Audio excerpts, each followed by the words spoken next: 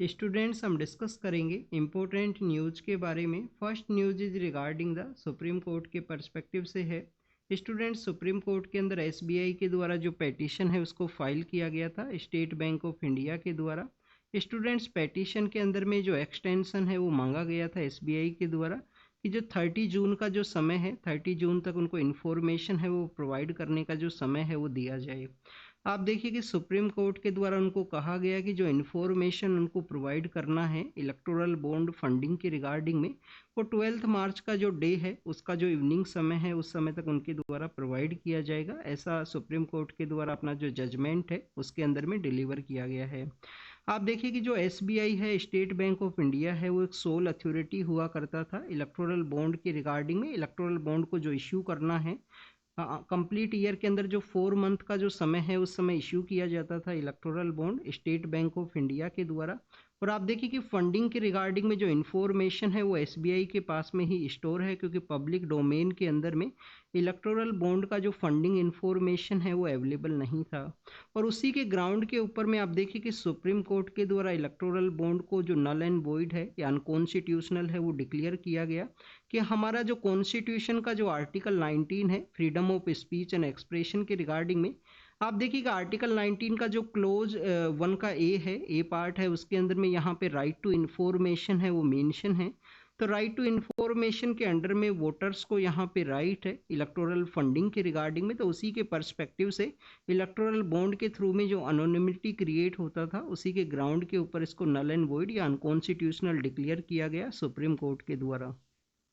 SBI जो कि soul authority है उससे डाटा मांगा गया है इलेक्टोरल फंडिंग के पर्सपेक्टिव से।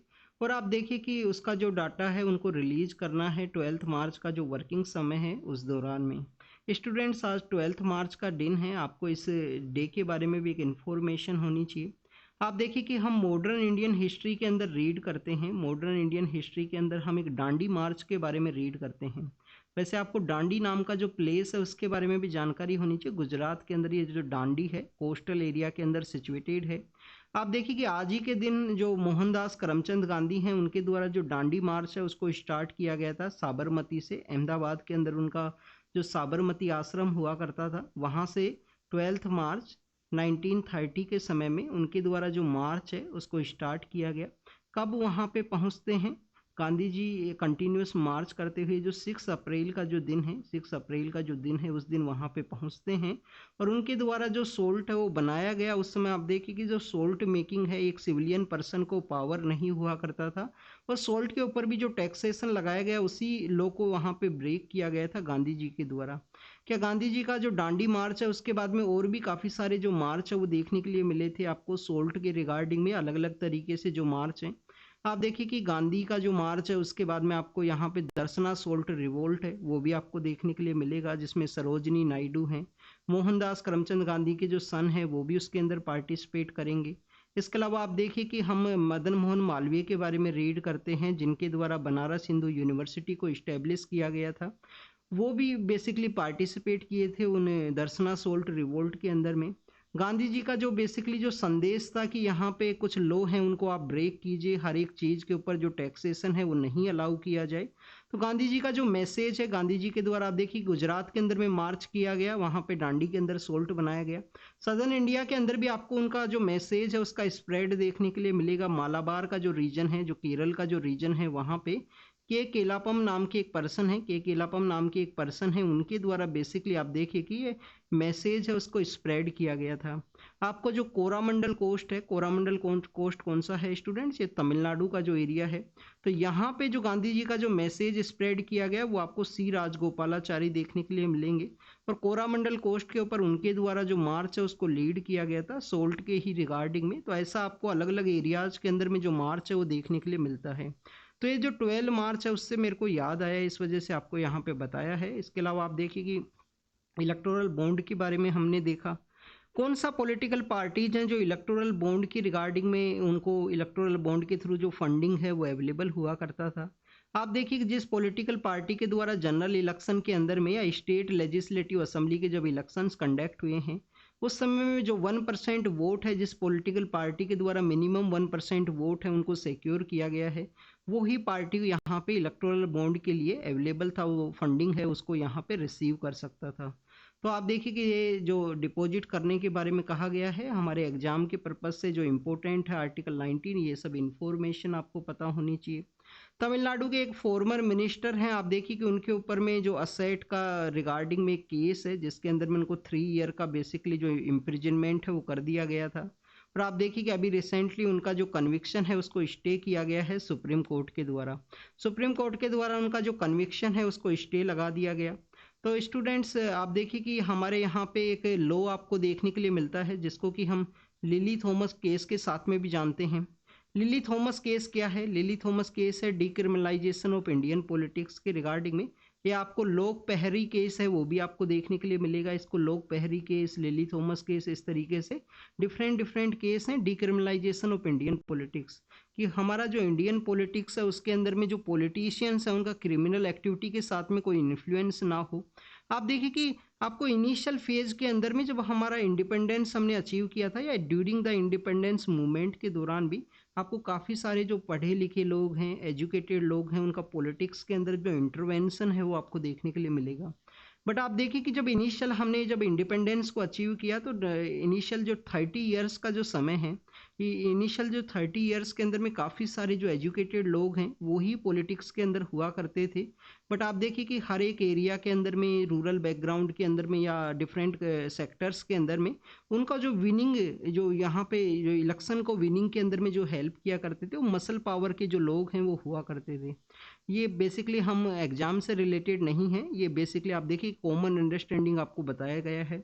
बाद में आप देखिए कि जब 1970 के समय में जब मसल पावर के जो लोग हैं जो हेल्प किया करते थे पॉलिटिशियंस को वहाँ पे विनिंग के अंदर में, बाद में धीरे धीरे उनका पॉलिटिक्स के अंदर जो एंट्री है वो स्टार्ट होगा।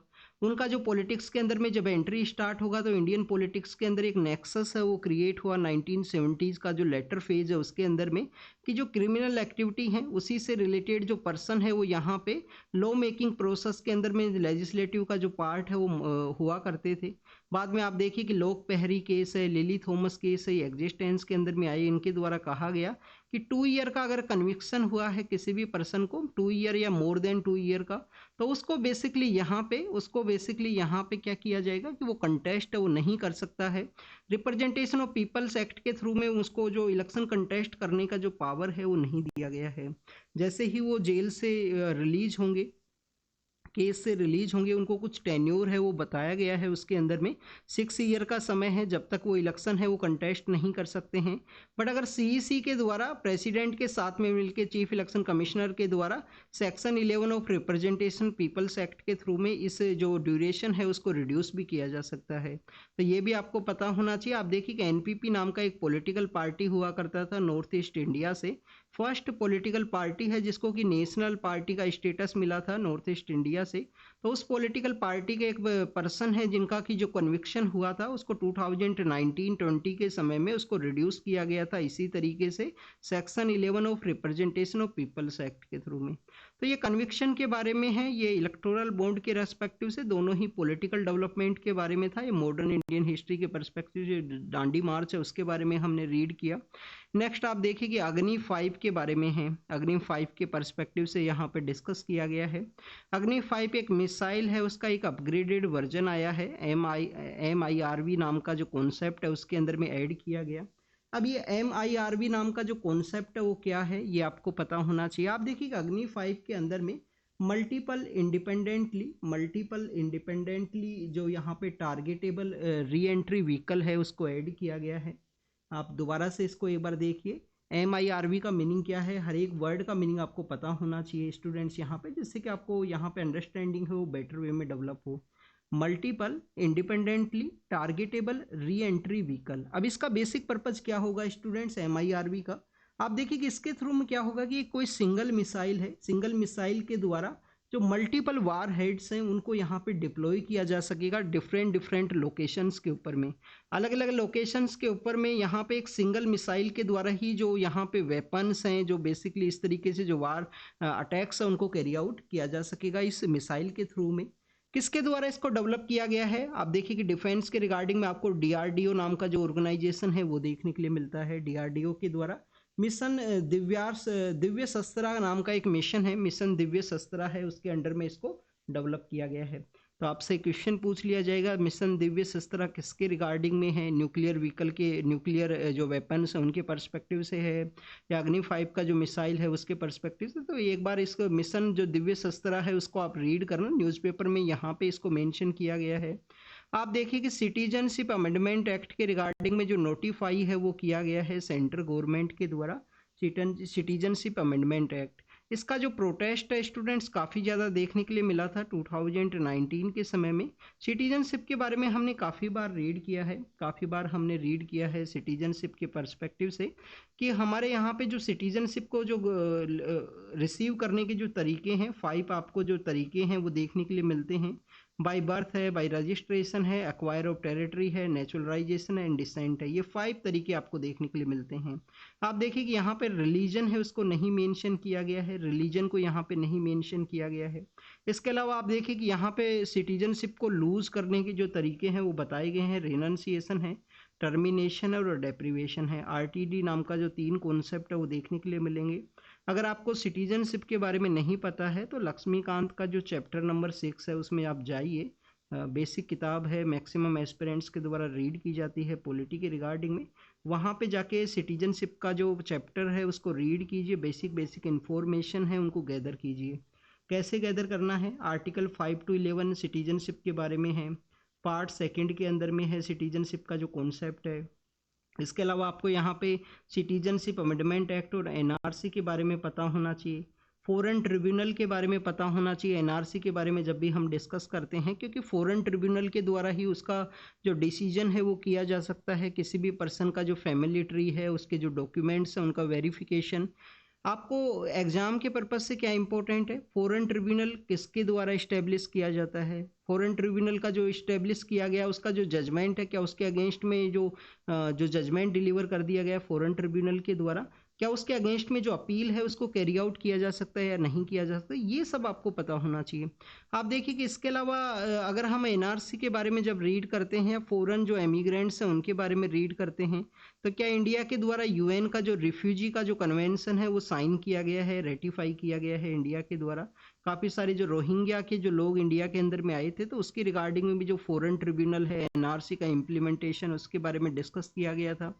काफ़ी सारे ऐसे भी लोग हैं इंडिया के द्वारा बांग्लादेश को भी सपोर्ट प्रोवाइड किया गया था कि जो रोहिंग्या लोग हैं जो कि म्यांमार से माइग्रेट किए हैं रखाइन स्टेट से, क्योंकि वहाँ पे उनको प्रोसिक्यूट किया गया है। म्यांमार के अंदर जो डोमिनेटेड जो सेक्शन है सोसाइटी का, उनके द्वारा उनको प्रोसिक्यूट किया गया, इसकी वजह से वो माइग्रेट किए हैं। आप देखिए कि बांग्लादेश के अंदर में एक कोक्स बाजार आपको देखने के लिए मिलता है, कोक्स बाजार है। कोक्स बाजार के अलावा भाषण चियार नाम का एक आइलैंड है, वो भी आपको देखने के लिए मिलेगा। रोहिंग्याज का जो सेटलमेंट है उसके पर्सपेक्टिव से उसको डेवलप किया गया है।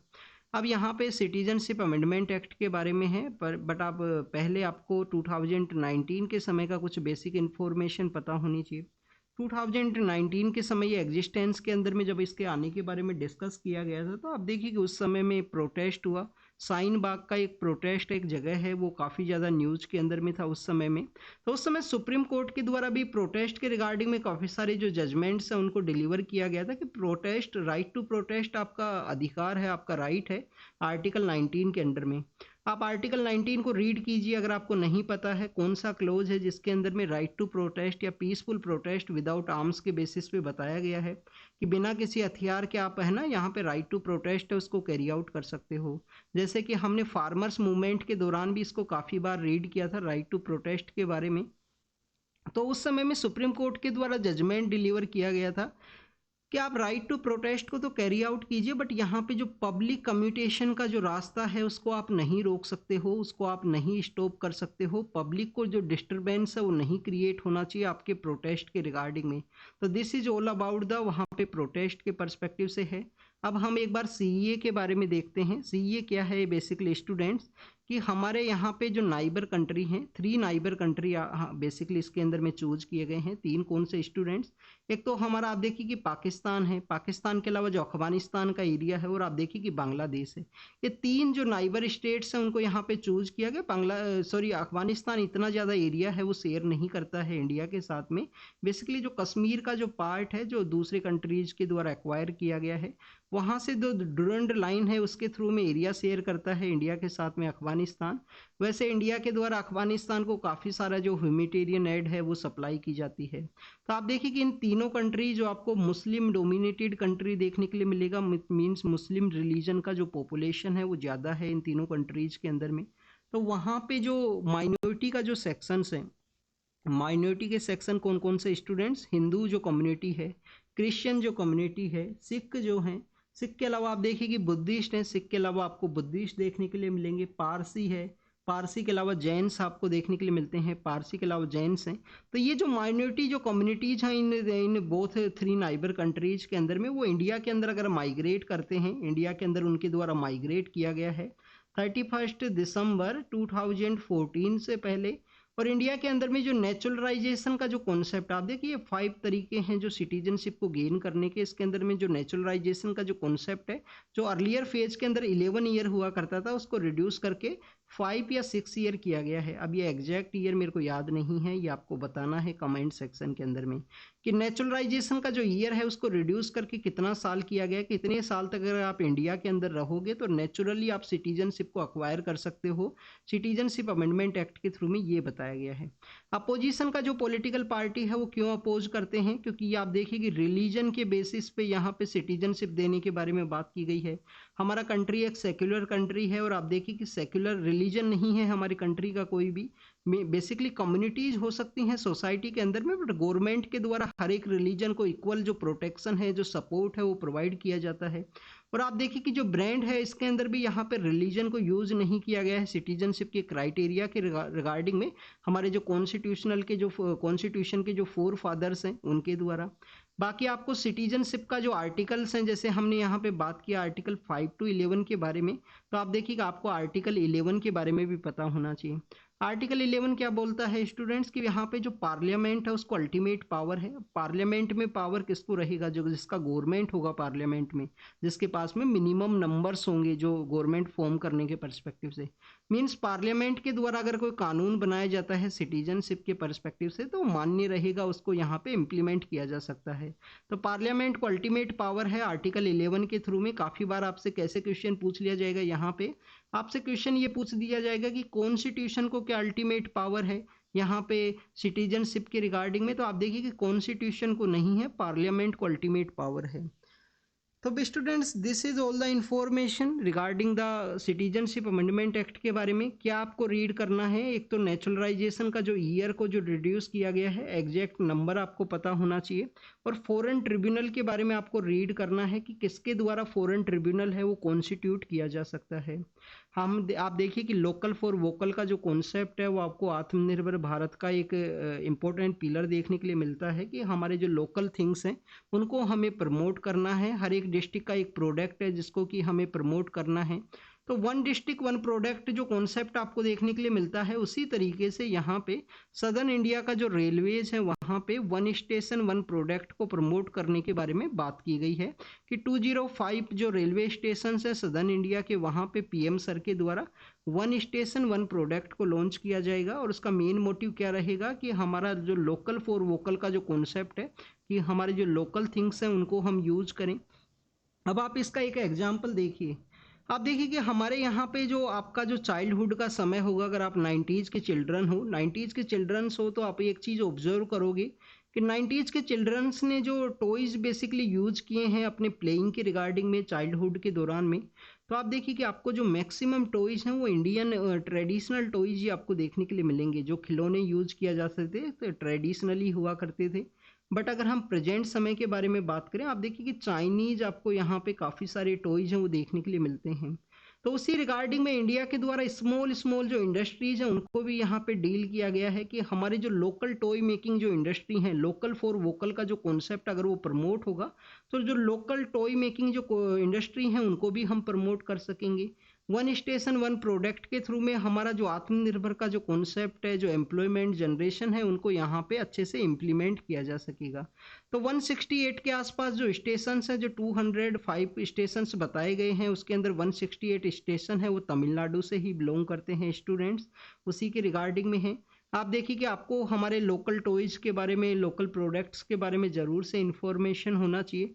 अभी रिसेंटली जीआई टैग दिया गया हो किसी पार्ट को, किसी एरिया को, तो वो इन्फॉर्मेशन भी आपको यहाँ पे पता होनी चाहिए। तो this is all the information related to the railway के पर्सपेक्टिव से है। स्टूडेंट्स, रेलवे इस साल काफ़ी ज़्यादा न्यूज़ के अंदर में है। क्यों न्यूज़ के अंदर में है? आप देखिए कि एक तो हमने उड़ीसा के वहाँ पे एक रेलवे का जो इंसिडेंट है वो देखा था बालासोर के अंदर में। उस समय जो कवच है उसके बारे में डिस्कस किया गया था कि इंडिया के अंदर में जो कवच है उसको इम्प्लीमेंट किया जाए, तो इसका जो वर्किंग प्रोसेस है उसके बारे में रीड कर लेना, क्योंकि आप देखिए कि जैसे जो टॉपिक्स मेंशन रहेंगे उसी के पर्सपेक्टिव से क्वेश्चन है वो पूछे जाते हैं। एक आपको रेलवे बोर्ड के बारे में पता होना चाहिए, रेलवे बोर्ड जो अथॉरिटी है उसके पर्सपेक्टिव से, क्योंकि ये भी न्यूज़ के अंदर में अक्सर आपको देखने के लिए मिलता है। और आप देखिए कि रेलवे का कोई एक ऐसा इंस्टीट्यूशन है जिसको कि फर्स्ट टाइम किसी वुमेन के द्वारा हेड किया जाएगा रेलवे के अंदर में, तो उसके पर्सपेक्टिव से भी वो न्यूज़ के अंदर में था। तो आपको इन सब बेसिक्स के बारे में पता होना चाहिए। आप देखिए कि गुड्स का जो ट्रेन है, फ्राइट कॉरिडोर है, उसके बारे में हम काफ़ी बार रीड करते हैं। इंडिया के अंदर में अलग अलग जो फ्राइट कॉरिडोर हैं वो आपको देखने के लिए मिलते हैं। एक हमारा वेस्टर्न एरिया के अंदर में है, एक ईस्टर्न एरिया के अंदर आपको देखने के लिए मिलेगा जो फ्राइट कॉरिडोर्स हैं।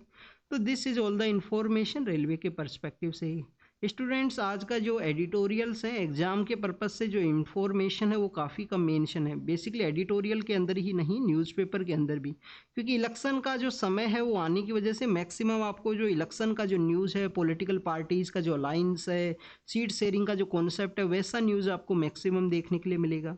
आप देखिए कि एक एडिटोरियल जजेस के रिगार्डिंग में था कि जजेस को जो बेसिकली यहाँ पे आफ्टर द उनका जो टेन्योर है वो कंप्लीट होने के बाद में ही उनको यहाँ पे पॉलिटिक्स के अंदर में एंटर करना चाहिए, मीन्स एक कूलिंग ऑफ पीरियड है उसके बारे में बताया गया है। तो वो एग्जाम के पर्पज से इम्पोर्टेंट नहीं था, उसके अंदर में काफ़ी कुछ केसेज हैं वो बताए गए थे, बट आप देखिए कि इतने सारे केस आप याद नहीं रख पाओगे एग्जाम के रिगार्डिंग में। कुछ आपका जो बेसिक जो टेक्स्ट बुक है उसके अंदर में जो केसेज मेंशन है उनको आप याद कीजिए। यहाँ पे आप देखिए कि यहाँ पे जो अवार्ड फंक्शन है, जो मूवीज़ के रिगार्डिंग में जो अवार्ड फंक्शन है उसके पर्सपेक्टिव से उसका जो जियो पॉलिटिकल थिंग्स है उनके बारे में बताया गया है, ये भी एग्जाम के पर्पज से इम्पोर्टेंट नहीं है। यहाँ पे जो फॉरेस्ट राइट एक्ट है, फॉरेस्ट राइट एक्ट के पर्सपेक्टिव से कुछ बताया गया। कर्नाटक का जो वेस्टर्न घाट का एरिया है जिसके अंदर ताल कावेरी नाम का जो जगह है, वहाँ पे एक ट्राइब के बारे में यहाँ पे डिस्कस किया गया है कि एक ट्राइब है उसके द्वारा किस तरीके से वहाँ पे फॉरेस्ट राइट एक्ट के रिगार्डिंग में जो वर्क किया गया, कौन कौन से एरियाज के प्रोटेक्ट, उसके कुछ पर्सपेक्टिव से यहाँ पे डिस्कस किया गया है कुछ ट्राइबल कम्युनिटीज़ के बारे में। तो एग्जाम के पर्पज से इम्पोर्टेंट नहीं है, आपको यहाँ पे फॉरेस्ट राइट एक्ट के बारे में तो ज़रूर से इन्फॉर्मेशन पता होनी चाहिए, 2006 के समय इस्टेब्लिशमेंट में आया है। और आप देखिए कि हम एनजीटी के बारे में काफ़ी बार रीड करते हैं, नेशनल ग्रीन ट्रिब्यूनल के बारे में, तो फॉरेस्ट राइट एक्ट है, वाइल्ड लाइफ प्रोटेक्शन एक्ट है 1972 का, ये बेसिकली 2 ऐसे प्रोविजंस है जो हमारा जो एनजीटी है, नेशनल ग्रीन ट्राइब्यूनल है, वो भी इन दोनों एक्ट्स को कवर नहीं करता है। इनके रिगार्डिंग का कोई केस है तो एनजीटी के द्वारा उसको नहीं डील किया जाता है। तो this is all the information western Ghat के बारे में है। ताल कावेरी के बारे में हमने डिस्कस किया, जहाँ पे ये जो ट्राइबल कम्युनिटी का जो न्यूज़ है उसको बताया गया है। तो आप देखिए कि ताल कावेरी कौन सी जगह है, ब्रह्मगिरी हिल्स के अंदर में ताल कावेरी नाम का एरिया है, जहाँ से हमारा जो कावेरी रिवर है, जहाँ से हमारा जो कावेरी रिवर है वो ओरिजिनेट करता है। नेक्स्ट सुप्रीम कोर्ट के रिगार्डिंग में है। आप देखिए कि ईडी का जो यूज़ किया गया, मिस यूज़ किया गया, ऐसा अपोजिशन पार्टीज के द्वारा एलिगेशंस लगाए जाते हैं। तो उसी के रिगार्डिंग में सुप्रीम कोर्ट के द्वारा जुडिशियल ओवरसाइट के पर्सपेक्टिव से कहा गया है कि सेंट्रल और स्टेट का जो एजेंसीज है उनके पर्सपेक्टिव से यहाँ पे डिस्कस किया गया है, एग्जाम के पर्पज से कुछ इंपॉर्टेंट नहीं है। भोजशाला नाम का एक कॉम्प्लेक्स है उसके बारे में है, आर्कियोलॉजिकल सर्वे ऑफ इंडिया के द्वारा वहाँ पे साइंटिफिक सर्वे को कंडक्ट करने के बारे में कहा गया। भोजशाला है क्या स्टूडेंट्स? भोजशाला एक टेम्पल है, वहाँ पे एक आपको कमल मोला का जो मॉस्क है वो भी देखने के लिए मिलेगा। तो आप देखिए कि वहाँ पे ऐसा ही एक पेटिशन है 2003 के समय में मध्य प्रदेश हाई कोर्ट के अंदर में फाइल किया गया था, मध्य प्रदेश हाई कोर्ट के द्वारा उसको नल एंड वॉइड डिक्लेयर किया गया। आर्कोलॉजिकल सर्वे ऑफ इंडिया के द्वारा वहाँ पे एक सर्वे है उसको कंडक्ट किया जाएगा, तो उसी के पर्सपेक्टिव से यहाँ पे डिस्कस किया गया है। आर्कोलॉजिकल सर्वे ऑफ इंडिया के बारे में स्टूडेंट जब भी हम रीड करते हैं तो कुछ बेसिक्स आपको जरूर से पता होंगे। आप देखिए कि 1861 के समय इसका इस्टेब्लिशमेंट किया गया था, आर्कोलॉजिकल सर्वे ऑफ इंडिया का। किसके द्वारा किया गया था? अलेक्जेंडर कनिंगम के द्वारा। और 1902 के समय इसका जो रिकॉन्स्टिट्यूशन है वो आपको देखने के लिए मिलता है। दोबारा से इसका जो कॉन्स्टिट्यूशन है, रिकॉन्स्टिट्यूशन, वो आपको देखने के लिए मिलेगा 1902 के समय में, आर्कोलॉजिकल सर्वे ऑफ इंडिया का। तो 1902 के समय में किसका जो लीडरशिप है उसके अंदर में इसको रिकॉन्स्टिट्यूट किया गया था? क्या यहाँ पे जॉन मार्शल है उनका लीडरशिप के अंदर किया गया है? किसका लीडरशिप के अंदर में? आप देखिए कि जो कर्जन नाम के जो पर्सन है, वो उस समय वाइस रॉय हुआ करते थे 1902 के समय में, ये भी आपको पता होना चाहिए। उसी 1902 के समय में आपको जो पुलिस कमीशन का जो एक्ट है वो भी देखने के लिए मिलता है, जिसको कि हम फ्रेजर कमीशन के नाम से जानते हैं। और फ्रेजर कमीशन के अलावा अगर हम बात करें तो आप देखिए कि इंडियन यूनिवर्सिटी एक्ट है जो 1904 के समय सामने आया था। यूनिवर्सिटीज के अंदर में जो रिएक्शनरी पॉलिसी है उसके अगेंस्ट में ये जो एक्ट है वो लाया गया था 1904 के समय में। अगर हम बात करें चाइना के द्वारा प्रोटेस्ट किया गया है। स्टूडेंट जब भी हमारे कोई पॉलिटिकल लीडर हैं, कोई भी मिनिस्टर हैं, वो विजिट करते हैं अरुणाचल प्रदेश के एरिया के अंदर में, तो चाइना के द्वारा कंटिन्यूस इस तरीके से प्रोटेस्ट किया जाता है। चाइना काफ़ी बार बताता है कि ये हमारा ही पार्ट है। आपको उनके जो चाइना के जो फॉर्मर जो लीडर्स हैं 50s 60s के एरा के समय के जो लीडर्स हैं, उनके थ्रू में आप देखिए कि हमारे काफ़ी कुछ एरियाज है जो उनका बेसिकली एक एक्सटेंशन पॉलिसी के रूप से देखा जाता है, जिसके अंदर अरुणाचल प्रदेश को भी माना जाता है उनके द्वारा।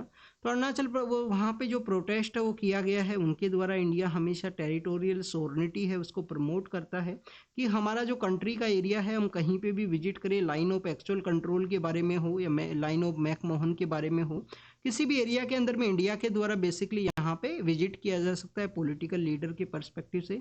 सेला नाम का जो टनल है उसके पर्सपेक्टिव से है, ऑल वेदर जो कनेक्टिविटी का लाइन ऑफ एक्चुअल कंट्रोल से कनेक्ट करने का कमांग डिस्ट्रिक्ट का एक जो टनल है उसको इनोग्रेट किया गया था पीएम सर के द्वारा। एंटी ड्रोन सिस्टम का एक एग्रीमेंट है उसको साइन किया है 200 करोड़ के आसपास। ये जो एंटी ड्रोन का जो सिस्टम है उसको यहाँ पे पैक्ट को साइन किया गया है स्टूडेंट्स। नेक्स्ट अगर हम बात करें स्टूडेंट्स मालदीव के बारे में है। मालदीव के अंदर आप देखिए कि वहाँ पे जो मैरीटाइम एरिया के अंदर में तुर्की से उन्होंने जो ड्रोन्स हैं उनको मंगाया है, मालदीव के द्वारा परचेज किया गया है। इंडिया मालदीव के जो रिलेशंस हैं वो भी डिटेरियोरेटिंग फेज के अंदर में थे। यहाँ पे जो प्रिंसेस हैं उनके द्वारा कुछ अपोलॉजी किया गया है, एग्जाम के पर्पज से इंपॉर्टेंट नहीं है। नेक्स्ट आप देखिए कि पाकिस्तान का जो ओथ है एडमिनिस्ट्रेशन के बारे में है, एग्जाम के पर्पज से ये भी इंपॉर्टेंट नहीं है। और आप देखिए कि नेक्स्ट ट्रम्प के बारे में है, तो ये बेसिकली पॉलिटिक्स के पर्सपेक्टिव से है। गोवा के ओरिजिन के जो बेसिकली यहाँ पे पोर्तुगीज पीएम है उनके पर्सपेक्टिव से डिस्कस किया गया है। तो आपको यहाँ पे एक लिटिल नेक्स्ट न्यूज़ के बारे में देखिए कि नाटो के बारे में है। नाटो के अंदर में स्वीडन है जो नया कंट्री बना है। अब इस न्यूज़ के बारे में देखते हैं। गोवा के ओरिजिन के पर्सन है, पोर्तुगीज के पीएम हैं, और आप देखिए कि उनकी रिगार्डिंग में कुछ डेवलपमेंट हुआ। अब हमारे लिए क्या इम्पोर्टेंट है स्टूडेंट्स, हम काफ़ी बार रीड करते हैं हमारे यहाँ पे अलग अलग फॉरेन पावर्स हैं वो आए थे, डच भी आए थे। पोर्तुगीज आपको सबसे पहले देखने के लिए मिलते हैं 1498 के समय में वास्को डी गामा आए। और आप देखिए कि कैलिकट के अंदर में आते हैं, उनके द्वारा फिर अलग अलग एरियाज़ को कैप्चर किया जाएगा। पोर्तुगीज का जो कंपनी आएगा इंडिया के अंदर में। डच इंडिया के अंदर में ज़्यादा समय तक सर्वाइवल नहीं करते हैं और साउथ ईस्ट एशिया के लिए चले जाते हैं। इसके अलावा आप देखिए कि यहाँ पे आपको फ्रेंच का डोमिनेशन देखने के लिए मिलेगा, जो पुडुचेरी का एरिया है, चंद्रनगर का एरिया है उसके अंदर में। और पोर्तुगीज का डोमिनेशन आपको गोवा, दमन एंड दीव के एरिया के अंदर में देखने के लिए मिलता है। पोर्तुगीज अपना नेवी की वजह से काफ़ी ज़्यादा फेमस हुआ करते थे। नेवी के अंदर में इनका स्ट्रॉन्ग होल्ड हुआ करता था स्टूडेंट्स। और लास्ट ईयर तो यूपीएससी के द्वारा दमन एंड दीव का जो बेसिकली आइलैंड है उसके रिगार्डिंग में क्वेश्चन पूछा गया था कि गुजरात के जो किंग हैं वो कौन हुआ करते थे, जिनके द्वारा जो आइलैंड है उसको बेसिकली दिया गया था। लास्ट ईयर यूपीएससी के द्वारा इस तरीके का क्वेश्चन था। यहाँ हमने गोवा के बारे में डिस्कस किया। तो पोर्तुगीज स्टूडेंट्स वो यहाँ पे फॉरेन पावर हैं जो सबसे लेट इंडिया के अंदर में जाते हैं। सबसे लेट ये इंडिया से गए थे। आप देखिए कि गोवा को तो बाद में आज़ाद करवाया गया था आफ्टर द इंडिपेंडेंस के बाद में 1954 के समय में आपको देखने के लिए मिलता है। और गोवा का इंडिया के साथ में जो ज्वाइन किया गया ऑफिशियली, इंडिया के साथ में जो ज्वाइन किया गया था वो आपको 10th, 12th एंड 14th जो कॉन्स्टिट्यूशन अमेंडमेंट एक्ट है वो देखने के लिए मिलते हैं। 10th है, 12th है, 14 है। 14 के थ्रू पुडुचेरी को ज्वाइन किया गया था। 10 एंड 12 के थ्रू आपको दादर एंड नागर हवेली है, दमन एंड दीव है, गोवा का एरिया है, वो सब देखने के लिए मिलते हैं। तो this is all the information related to the today's newspaper. आप इसको रीड कीजिए, रिवाइज कीजिए, जो भी होमवर्क आपको मिला है उसको नोट डाउन जरूर से कीजिए, कमेंट सेक्शन के अंदर बताइए। नाटो के बारे में है, नॉर्थ अटलांटिक ट्रीटी ऑर्गेनाइजेशन, आपको काफ़ी बार हमने रीड किया है, 1949 के समय में इस्टेब्लिशमेंट में आता है और कलेक्टिव डिफेंस का मैकेनिज्म है। ब्रुसेल्स के अंदर में हेडक्वार्टर है, वहीं पे ही स्वीडन का जो फ्लैग है वो लगाया गया है मेंबरशिप को रिसीव करने के बाद में। तो थैंक यू।